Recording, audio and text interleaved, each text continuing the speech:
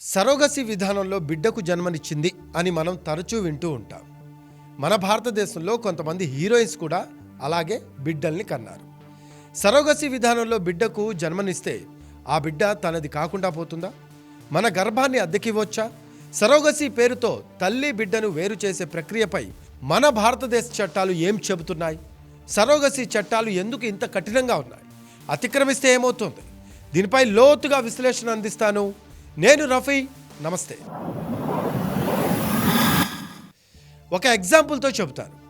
ఒక గ్రామంలో జీవనం సాగిస్తుంది రాధ. తన కుటుంబాన్ని ఆర్థికంగా ఆదుకోవడానికి సరోగసి ద్వారా డబ్బు సంపాదించాలని నిర్ణయించుకుంది. ఒక ఏజెన్సీ ఆమెకు ₹1,00,000 ఆఫర్ చేసింది. కానీ ఆమెకు తెలియదు ఈ నిర్ణయంతో చట్టం ఆమెను ఎంత కఠినంగా శిక్షిస్తుందో అని. ఎస్, దీని గురించే మనం మాట్లాడుకోబోతున్నాం. రీసెంట్గానే సృష్టి హాస్పిటల్ లీలలు ఒక్కొక్కటిగా బయటపడుతున్నాయి. అసలేం జరిగింది అంటే, సాంప్రదాయ పద్ధతిలో పిల్లలను కనాలి అనుకున్న ఓ జంటకు వారి కణాలతో పుట్టిన బిడ్డను కాకుండా ఎవరో తల్లి కన్న బిడ్డను అప్పగించడం. అందులో భాగంగా ఆ తల్లికి ₹90,000 ఇచ్చారు. వివాదానికి దారితీసింది ఇదే. DNA టెస్ట్ చేసి చూస్తే ఆ బిడ్డ తమది కాదని తేలి ఆ జంట పోలీస్ స్టేషన్ని ఆశ్రయించారు. తర్వాత పోలీసులు ఆ హాస్పిటల్ నిర్వాహకురాల్ని, సిబ్బందిని అరెస్ట్ చేశారు. ప్రస్తుతం వారు ఊచలు లెక్క పెడుతున్న పరిస్థితి. ఇది స్టోరీ. ఇక్కడే సరోగసి అంటే ఏంటి, చట్టాలు ఏం చెబుతున్నాయి అనే ప్రశ్న మొదలైంది. సరోగసి అంటే వేరొకరి గర్భంలో తమ బిడ్డను కనడం. దీనిపై భారతదేశం సరోగసి చట్టాన్ని తీసుకొచ్చింది. 2021లో ఈ చట్టం అమల్లోకి వచ్చింది. ఈ చట్టం కేవలం అల్ట్రూయిస్టిక్ సరోగసిని మాత్రమే అనుమతినిస్తోంది. అంటే సరోగేట్ మదర్కు ఎటువంటి ఆర్థిక ప్రతిఫలం ఇవ్వకూడదన్నమాట. కేవలం వైద్య ఖర్చులు, ఇన్సూరెన్స్ మాత్రమే అందించాలి. అలాగే కమర్షియల్ సరోగసి అంటే డబ్బు కోసం గర్భాన్ని అద్దెకివ్వడం. ఈ చట్టంతో సరోగసితో మహిళల దోపిడీని, మానవ అక్రమ రవాణాను, విరుద్ధమైన పద్ధతులను నిరోధించడానికి రూపొందించిన చట్టం. ఇందులో ఎటువంటి సెక్షన్స్ ఉన్నాయి?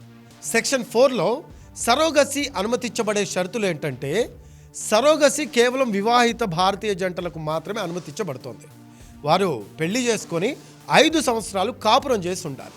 సొంతంగా సంతానం కూడా కలిగి ఉండాలన్నమాట. వైద్యపరంగా అది ధృవీకరించాలి. సరోగేట్ మదర్ తప్పనిసరిగా జంటకు సన్నిహిత బంధువై ఉండాలి. 25 నుంచి 35 సంవత్సరాల వయసులో ఉండాలి. ఆమె కేవలం ఒకసారి మాత్రమే సరోగేట్గా వ్యవహరించవచ్చు అన్నమాట. అంటే ఒకసారి మాత్రమే పిల్లలు లేని తల్లిదండ్రులకు బిడ్డను కని ఇవ్వవచ్చు అన్నమాట. అయితే ఎటువంటి లాభాపేక్ష లేకుండా బిడ్డను కనివ్వాలి. సెక్షన్ 6 అసలు ఏం చెప్తోంది? సరోగసి ఒప్పందం ఎలా ఉంటుంది అంటే, సరోగసి ఒప్పందం అనేది తప్పనిసరిగా రాతపూర్వకంగా ఉండాలి. దాంతోపాటు జాతీయ సరోగసి బోర్డు ఆమోదం కూడా పొందాలి. సరోగేట్ మదర్కు ఆర్థిక ప్రతిఫలం ఇవ్వడం పూర్తిగా నిషేధం. ఇది బాగా గుర్తుంచుకోండి.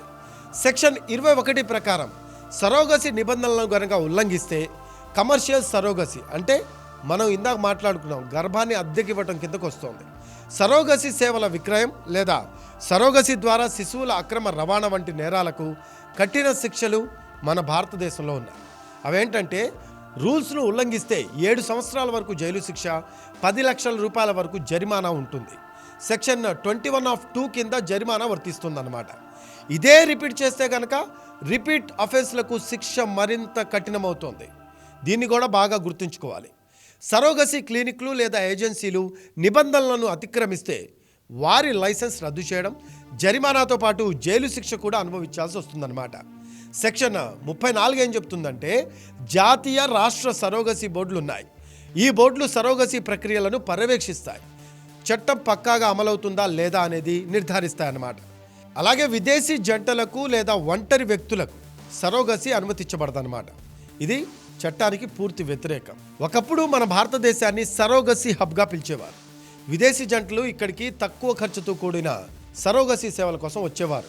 కానీ ఈ ప్రక్రియలో మహిళల దోపిడీ, అనైతిక ఏజెన్సీలతో అక్రమ రవాణా, శిశువుల హక్కుల ఉల్లంఘన వంటి సమస్యలు తలెత్తాయి. ఈ నేపథ్యంలో సరోగసి నియంత్రణ చట్టం 2021 కమర్షియల్ సరోగసిని నిషేధించింది. కేవలం చట్టపరంగా అల్ట్రూయిస్టిక్ సరోగసిని మాత్రమే అనుమతించింది.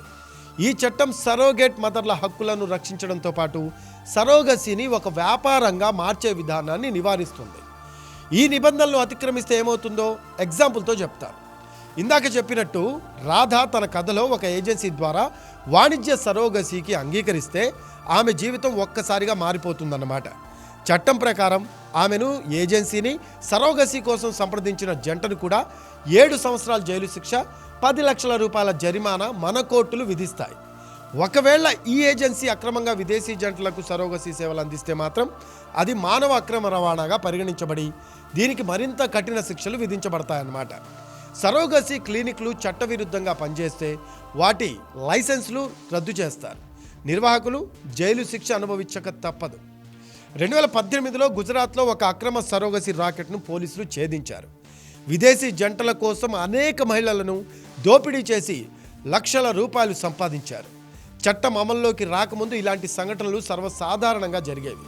ఇప్పుడు 2021 చట్టం అమల్లోకి వచ్చిన తర్వాత ఇటువంటి కార్యకలాపాలు నడిపే వారికి చట్టంలో ఉన్న కఠిన పరిణామాలు ఎదుర్కోవాల్సి వస్తోంది. ఈ చట్టం సరోగేట్ మదర్ల హక్కులను కాపాడుతూ సరోగసీని ఒక లీగల్ వేలో తీసుకువెళ్తోంది.